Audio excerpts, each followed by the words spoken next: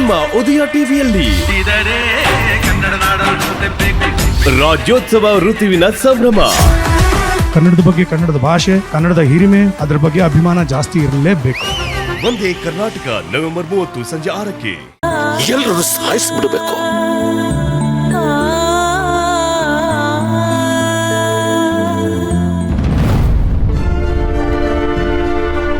ಊರಿಗೊಂದ್ ದಾರಿ ಆದ್ರೆ ನನ್ ಗಂಡಂಗೆ ಒಂದ್ ದಾರಿ.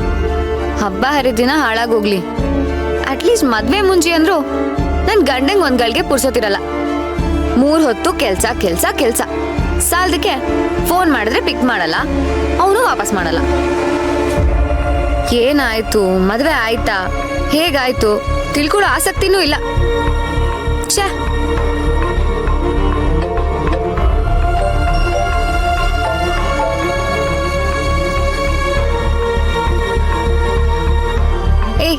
ಏನೋ ನೀನು ಸ್ವಲ್ಪನಾದ್ರೂ ಜವಾಬ್ದಾರಿ ಬಿಡ್ವಾ? ಮದ್ವೆ ಹುಡುಗನ್ ತಮ್ಮ ನೀನು. ನೀನೇ ಇಲ್ಲ ಅಂದ್ಮೇಲೆ ನಾನೇನ್ ಮಾಡ್ಬೇಕಿತ್ತಲ್ಲಿ? ಇಡೀ ದಿವಸ ಬರ್ದೆ ಒಂದ್ ಫೋನ್ ಮಾಡ್ದೆ, ಈಗ ಮಾಡ್ತಿದ್ಯಲ್ಲ. ಪೂಜಾ, ಅದಿಲ್ಲಿ ಏನ್ ನೋಡು, ನಿಂಗ್ ಯಾವಾಗ್ಲೂ ಒಂದ್ ರೆಡಿಮೇಡ್ ಕತೆ ಇದ್ದೇ ಇರುತ್ತೆ ಹೇಳಕ್ಕೆ. ಮೊದ್ಲು ಇಲ್ಲಿ ಏನಾಯ್ತು ಅಂತ ಹೇಳ್ತೀನಿ, ಕೇಳಿಸ್ಕೊ. ಅಶ್ವಿನ್, ಇಲ್ಲಿ ಮದ್ವೆ ಮಂಟಪದಲ್ಲಿ ದೊಡ್ಡ ಗಲಾಟೆನೇ ನಡೀತು ಅಶ್ವಿನ್. ಪೂಜಾ, ಇಲ್ಲೂ ಏನೇನ್ ಆಗೋಯ್ತು ಪೂಜಾ? ಅದು ಅಶ್ವಿನ್, ಏನಾಯ್ತು? ಹುಷಾರಾಗಿದ್ಯಾ ತಾನೆ? ಪೂಜಾ. ಅಶ್ವಿನ್, ನೀನ್ ಏನು ಮಾತಾಡದೆ ಸುಮ್ನೆ ಹೇಳ್ತಿದ್ರೆ ನಾನ್ ಏನ್ ಅರ್ಥ ಮಾಡ್ಕೊಳ್ಳಿ? ಮೊದ್ಲೇ ಎಲ್ರಿಗೂ ತಲೆ ಕೆಟ್ಟು ಹೋಗಿದೆ.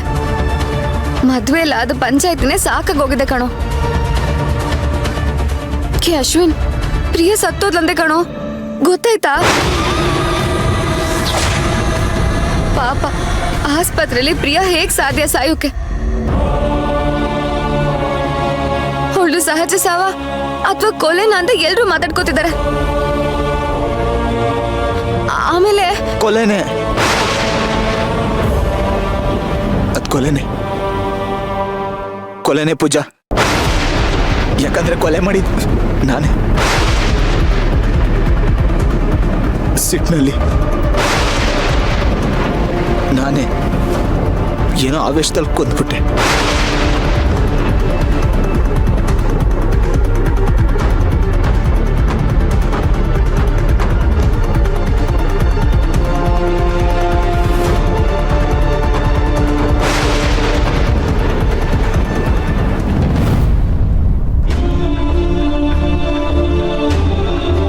ತಗೋ ಮೀರಾ, ಹಾಲು ಕುಡಿ.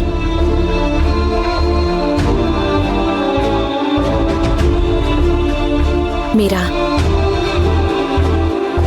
ಮೈ ಮೇಲಾಗಿರೋ ಪೆಟ್ಟನ್ನ ಸಹಿಸ್ಕೋಬಹುದು, ಆದ್ರೆ ಮನಸ್ಸಿನ ಮೇಲಾಗಿರೋ ಪೆಟ್ಟನ್ನ ಸಹಿಸ್ಕೊಳ್ಳೋದು ತುಂಬಾ ಕಷ್ಟ. ನಿನ್ ಮನಸ್ಸಿಗಾಗಿರೋ ಆಘಾತ ಎಂಥದ್ದು ಅಂತ ನಾನು ಊಹಿಸಬಲ್ಲೆ ಮೀರಾ. ಕೆಲವೊಂದ್ಸಲ ಪರಿಸ್ಥಿತಿ ಕೈ ಮೀರಿ ಎಲ್ಲ ನಡೆದು ಹೋಗುತ್ತೆ. ಯಾಕೆ ಹೀಗಾಗ್ತಿದೆ, ಏನಾಗ್ತಿದೆ ಅಂತ ಗೊತ್ತಾಗೋದೇ ಇಲ್ಲ. ಇವತ್ ನೀನು ಅರ್ಜುನ್ ಸರ್ ಕೈ ಹಿಡಿಯೋದನ್ನ ಕಳ್ಕೊಂಡೆ. ನಾನು ನಿಮ್ಮಿಬ್ಬರ ಜೋಡಿನ ನೋಡಿ ಸಂತೋಷ ಪಡೋ ಅವಕಾಶನ ಕಳ್ಕೊಂಡೆ. ಜೊತೆಗೆ ಚಿಕ್ಕ ವಯಸ್ಸಿಂದ ನನ್ನ ಜೊತೆಗೆ ಬೆಳೆದಿದ್ದ ಪ್ರಿಯಾನ ಕಳ್ಕೊಂಡೆ. ಇದೆಲ್ಲದನ್ನು ಅರ್ಗಿಸ್ಕೊಳಕ್ಕಾಗದೆ ಒದ್ದಾಡ್ತಾ ಇದ್ದೀನಿ. ಆದ್ರೆ ನಿನ್ನ ನೋವು ನನ್ನ ನೋವಿಗಿಂತ ದೊಡ್ಡದು ಮೀರಾ. ಒಬ್ಬರ ಜೊತೆ ಮದುವೆ ಫಿಕ್ಸ್ ಆಗಿ ಇನ್ಯಾರೋ ಬಂದು ತಾಳಿ ಕಟ್ಟಿದ್ರೆ ಅದು ಖಂಡಿತ ಸಹಿಸ್ಕೊಳಕ್ ಆಗದಿರೋಂಥ ವಿಷಯ. ಕರ್ಣಭಾವ ಈ ಥರ ತಪ್ಪು ಮಾಡಬಾರ್ದಾಗಿತ್ತು. ನೋಡು ಮೀರಾ, ಕರ್ಣಭಾವನ್ ಪರವಾಗಿ ನಾನು ನಿನ್ನ ಹತ್ರ ಕ್ಷಮೆ ಕೇಳ್ತೀನಿ. ಆದ್ರೆ ಒಂದ್ ಮಾತು ಹೇಳ್ತೀನಿ ಮೀರಾ, ಭೂಮಿ ಮೇಲಿರೋ ಒಂದು ಸಣ್ಣ ಹುಲ್ಕಡ್ಡಿ ಅಲ್ಲಾಡ್ಬೇಕು ಅಂತಂದ್ರೂ ಆ ದೇವ್ರ ಅಣತಿಬೇಕು. ಇವತ್ ನಡೆದಿದ್ದು ಆಕಸ್ಮಿಕ ಅಂತ ಅನ್ಕೊಂಡ್ರು ಅದು ಆ ದೇವ್ರ ಇಚ್ಛೆ ಆಗಿರ್ಬಹುದಲ್ವಾ? ದೇವ್ರ ಇಚ್ಛೆ ಮುಂದೆ ನಾವೆಲ್ಲರೂ ತೃಣಕ್ ಸಮಾನ ಅಲ್ವಾ? ನಿನಗ್ ಗೊತ್ತಿಲ್ದಿರೋ ಒಂದು ವಿಷಯನ ಹೇಳ್ತೀನಿ. ನನ್ನ ಅರ್ಜುನ್ ಸರ್ ಮದ್ವೆ ಯಾವಾಗ ಹೇಗೆ ಎಂಥ ಸಂದರ್ಭದಲ್ಲಿ ಆಯ್ತು ಅಂತ ನಿನಗೆ ಗೊತ್ತಿಲ್ಲ. ಅರ್ಜುನ್ ಸರು ಮದ್ವೆ ಅಂದ್ರೇನೆ ಸಿಡಿದು ಬೀಳ್ತಾ ಇದ್ರು.